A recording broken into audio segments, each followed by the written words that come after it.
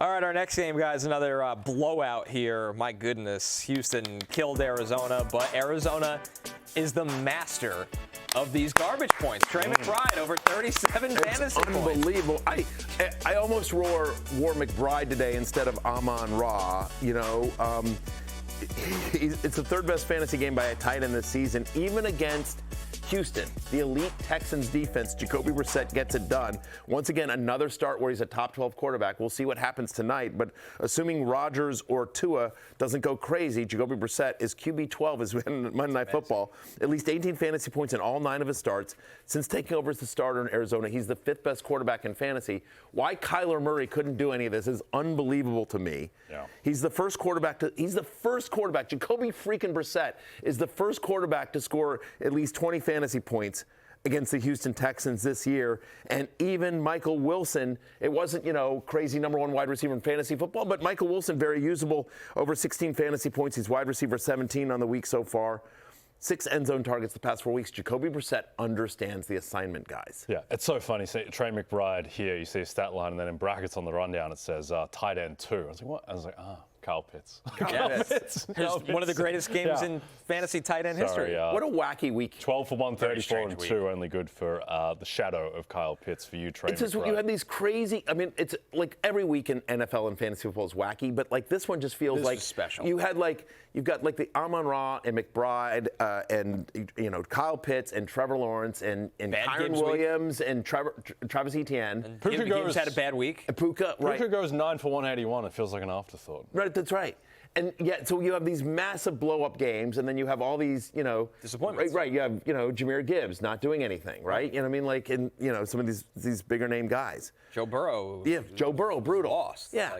Jamar Chase didn't do much. Chase got a lot of cheapy production, but it's just but Derrick Henry against the Bengals. 10 fantasy points. Like, how's that possible? That was a bad game. That was a bizarre game. Yeah, we're going to get to that. But Texans side of the ball, it's a very strange offense still. Stroud gets his numbers. Arizona's so decimated on defense. I'm not sure how much you can read into it as sustainable. But Nico Collins looks like Nico Collins for some splash plays, but still only 4 targets, which was less than half the amount of targets that Dalton Schultz got. But Matthew, I think the most interesting aspect of this now is the Texans' backfield.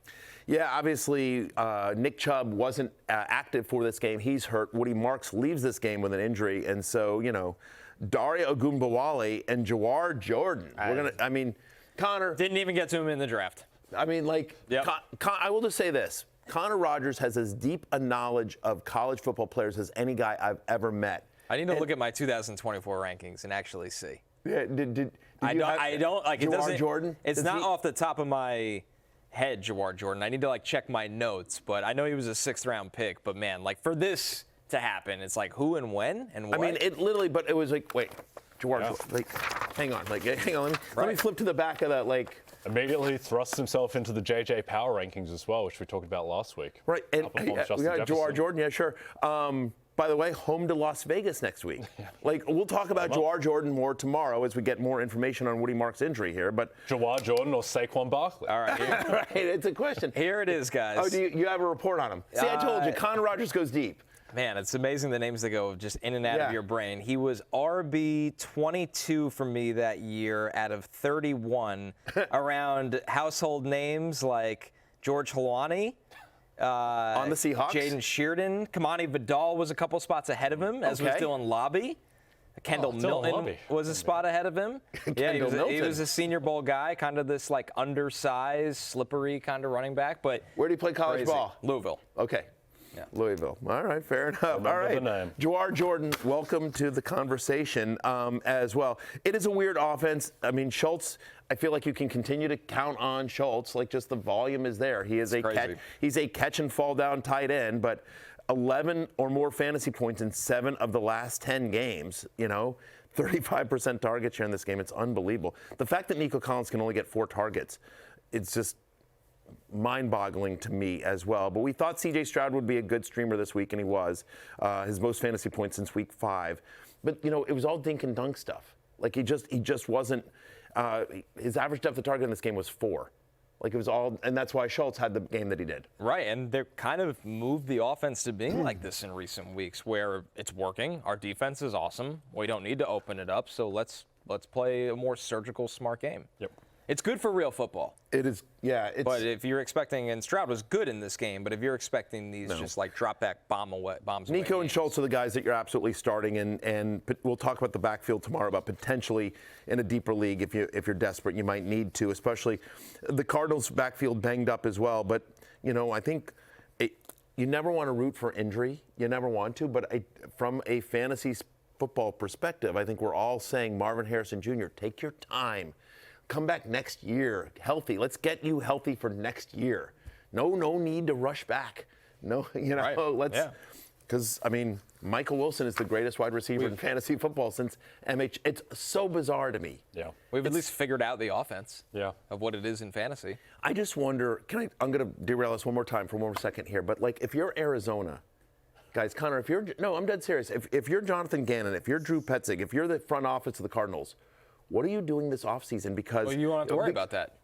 Yeah. You think they're all gone? I think Monty Ossenfort survives because, shockingly, their drafts aren't as bad as you would think for how bad the team is. Yeah. It's weird because the defense has shown signs of life. Right. But and then they're putting up points. What's weird is it's not real offense though. It's not like real. It is. They're getting wrecked in the first half of every game. Yeah. No, I know. Yeah. They're torching prevent defenses. Is that what it is? Yeah. I just wonder, if you invested in the defense in the offseason, I don't think Jacoby Brissett is it feels like with Marvin Harrison Jr., Trey McBride, and Michael Wilson, suddenly there's pieces there. You got to draft a quarterback, I think.